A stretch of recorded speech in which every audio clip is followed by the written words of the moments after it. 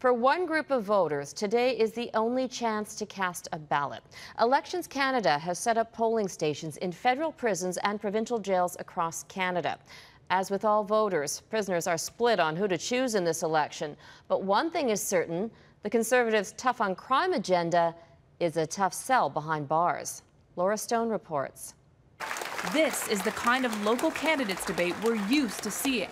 A university hall filled with voters and parties making their pitch. I saw the challenges that young families were facing each and every day. But you might be surprised to learn Conservative Scott Armstrong showed up at another all-candidates meeting here, at this prison for women. I was very, very happy to go and talk about what our party's been doing in the area of criminal justice legislation. But what his party's been doing is a hard sell to this crowd. The tough-on-crime Tories have made prison sentences harsher. They say they choose victims over criminals and criticize other parties for focusing on rehabilitation. This Green Party candidate, who was also at the prison debate, says the inmates gave Armstrong a hard time. They had a lot of questions. At one point they were pretty riled up, actually.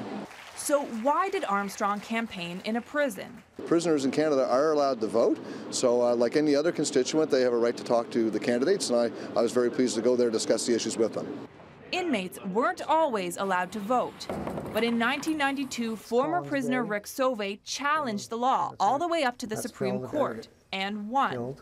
All of a sudden, guys were talking about something other than prison. They were talking about politics. They were talking about what was happening on the outside and what party would be better for them and their families. More than 17,000 inmates voted in the last election.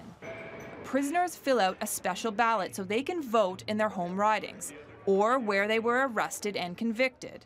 Not surprisingly, justice issues are top of mind for inmates.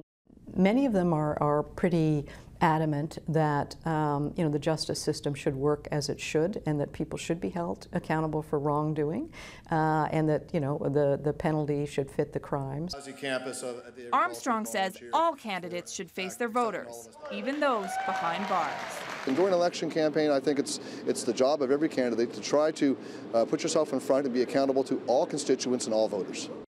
At that debate at the women's prison in Nova Scotia, the Liberals and NDP also sent representatives, but not the candidates themselves. And while inmates have had the right to vote for 20 years, the challenge is still getting politicians to listen to them.